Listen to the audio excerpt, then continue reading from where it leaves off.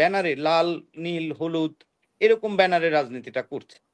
তো এইগুলো আসলে বন্ধ করাটা আ শিক্ষক রাজনীতিটা বন্ধ করাটা খুবই জরুরি।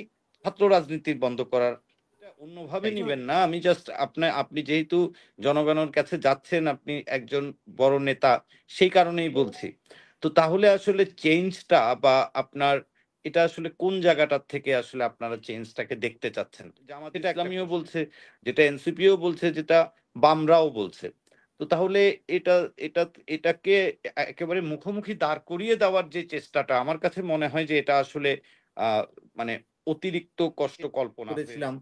সেটা হচ্ছে ছাত্র রাজনীতির যে বিষয়টা, এটা আমি যতটুকু জানি সেটা হচ্ছে পুরো বন্ধ করার বিষয়টা আসেনি। হল হলগুলোতে ছাত্র রাজনীতির কার্যক্রমটা আ বন্ধ করা হয়েছে। এখন ছাত্র রাজনীতিটা যে পুরোপুরি বন্ধ এই কথাটা বলা যাবে না। ১ম কথাটা হচ্ছে।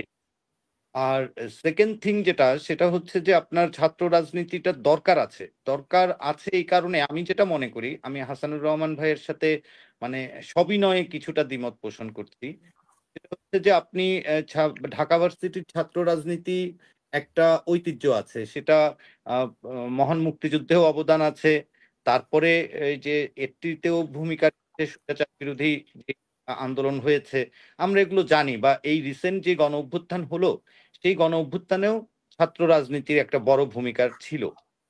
এখন ছাত্র রাজনীতি বন্ধ করার যেই কথাটা আসছে, হ্যাঁ, হাসানুর রহমান ভাই যেটা বলছে, হাসিনুর রহমান ভাই, সেটা আসলে এই যে একটা দিক থেকে চিন্তা করলে ঠিক আছে যে এই বিপ্লবোত্তর পরিস্থিতিতে এই অবস্থায় আসলে এখন ১ম এই এরকম একটা ডিসিশন নেওয়ার দরকার ছিল, যেই ডিসিশনটা পরে হয়ে গেছে। অনেক পরে, এখন ১ বছর বা পরে হয়ে যাচ্ছে দেখে এই কথাগুলো উঠছে। কিন্তু আসলে বাস্তবতাটা যে ছাত্র রাজনীতিটি বন্ধ করতে গেলে এটা আসলে আখেরে যে কতটুকু ফায়দা হবে সেটাও তো একটা ভাবনার বিষয় আছে। সবকিছু মিলিয়ে ঢাকা ভার্সিটি খুবই সেনসিটিভ জায়গা। তো সেই জায়গায় যদি এরকম একটা ডিসিশন ছাত্র প্রতিনিধিদের সাথে ছাত্র রাজনীতি যারা করেন ঢাকা বিশ্ববিদ্যালয়ে সবার সাথে মতামতের ভিত্তি ছাড়া যদি এটা হয়, তাহলে একটু উত্তাল হওয়ার সম্ভাবনা তো থাকেই। এখন হুম। আ ছাত্ররা পড়াশোনা করবেন, ছাত্র ছাত্ররা পড়াশোনা করবেন এটাও ঠিক। এখন ছাত্র রাজনীতিও হচ্ছে, শিক্ষক রাজনীতিও হচ্ছে, সবকিছুই আসলে হচ্ছে। সব জায়গাতেই হচ্ছে। তো সব বন্ধ তো করা যাচ্ছে আসলে না। এখন এই ছাত্র রাজনীতির সঙ্গে ছিলাম। তো শিক্ষক রাজনীতির যে বিষয়টা, শিক্ষক রাজনীতিটার ব্যাপারে তো কেউ তেমন একটা কথা বলে না। কিন্তু শিক্ষক রাজনীতির মাধ্যমেই আপনার একটা পর্যায়ে ওনরা দেখা যায় যে শিক্ষকরা এই আ বিভিন্ন তাদের উদ্দেশ্যে রাজনীতিটা করে। কেউ হয়তোবা VC, pro-VC, provost, house tutor বা প্রক্টর এই যে বিষয়গুলা থাকে বিশ্ববিদ্যালয়গুলোতে বা আপনার প্রভাবশালী হয়ে ওঠার চেষ্টা বা শিক্ষক সমিতির সভাপতি, সেক্রেটারি এই ব্যাপারগুলোতে তো রাজনীতি ওতপ্রোতভাবে জড়িত। এখন সেটা বন্ধ করবেন কিভাবে?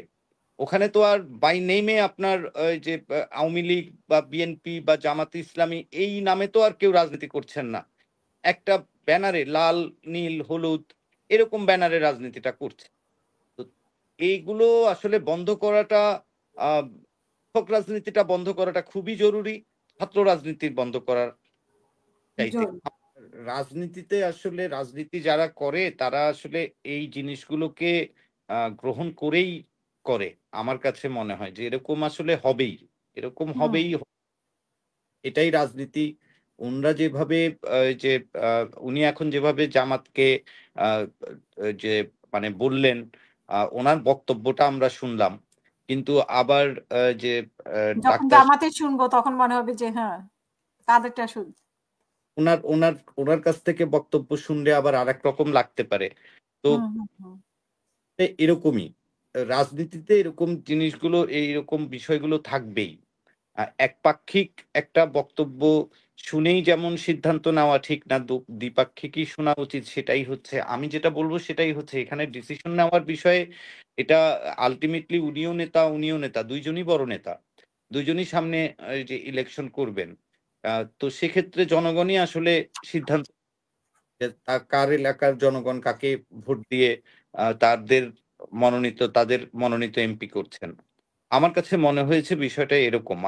আর যে এআই এর কথা যেটা বললেন, এটা আসলে যে আমি নিজেও তো আসলে এই জিনিসটার অনেক পেইনের ভিতর দিয়ে মানে দেখা যায় কি সুন্দর চকচকে কিন্তু কোনো ইয়ে না, বাস্তব ভিত্তি না। এটা এটা এটা হ এটা এটা হচ্ছে এটা যে একদম খালি বাংলাদেশেই খুব খারাপভাবে হচ্ছে তাও তো না।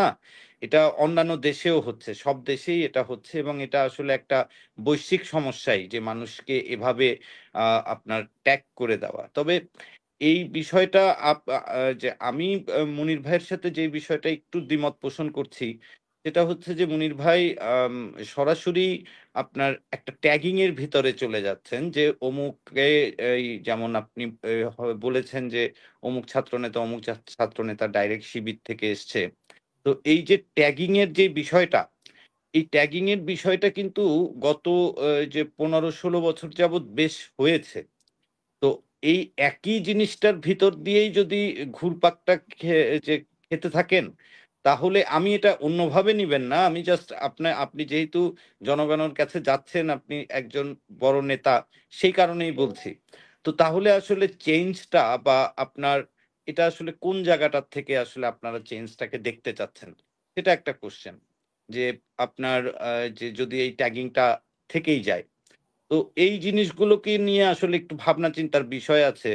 আর আ সবচেয়ে বড় বিষয় যেটা, সেটা হচ্ছে সর্বশেষ নির্বাচনটা চলে এসছে। এই সামনে এই যে ফেব্রুয়ারিতে নির্বাচন হবে। আর ১ মাসের ভিতরে কিন্তু আরো নাহিদের বক্তব্যকে আপনি কিভাবে দেখছেন? নাহিদের যে বক্তব্য দিয়েছে সেটাকে আপনি ৭১ এবং ২৪ এর আ ব্যাখ্যা যেটা দিয়েছে, আবার যদি ৭১ এ ফিরতে চায় তাহলে ২৪ এর নতুন রাজনৈতিক বাস্তবতাকে তারা অস্বীকার করবে। একটা একটা বিষয় কি সেটা মানে হচ্ছে যে আমাদের কাছে তো দুটাই ইম্পোর্টেন্ট হওয়ার কথা। বিশেষ করে ৭১ তো ৭১ই। মানে আপনার কি মনে হয়? অবশ্যই দুটোই ইম্পোর্টেন্ট হওয়া এবং ৭১-৭১ই সেটাও একদম এই যে বাস্তবতা এবং এটাই হওয়া উচিত। ৭১ এর সাথে তো আসলে তুলনার বিষয়টা এখানে হচ্ছে না।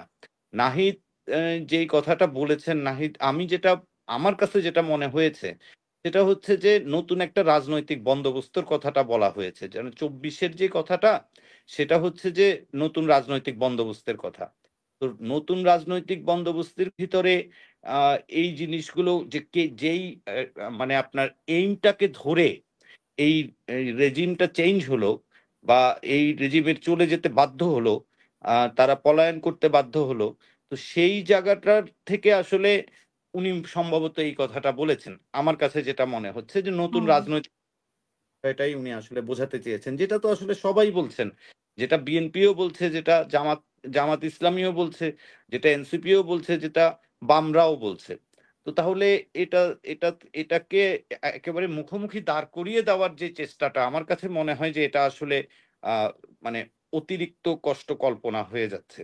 আর যে আমি আসলে যেটা বলব সেটা হচ্ছে আ আমরা ছোটবেলায় যখন এই যে ৮০ দশকে যে স্কুলে ছিলাম, তখন আসলে ওই আবাহনী, মোহামেডান ২ টা টিম ছিল। তো আমাদের এক গ্রুপ আবাহনী, এক গ্রুপ মোহামেডান এরকমভাবে আসলে জিনিসটাকে দেখলে হবে না।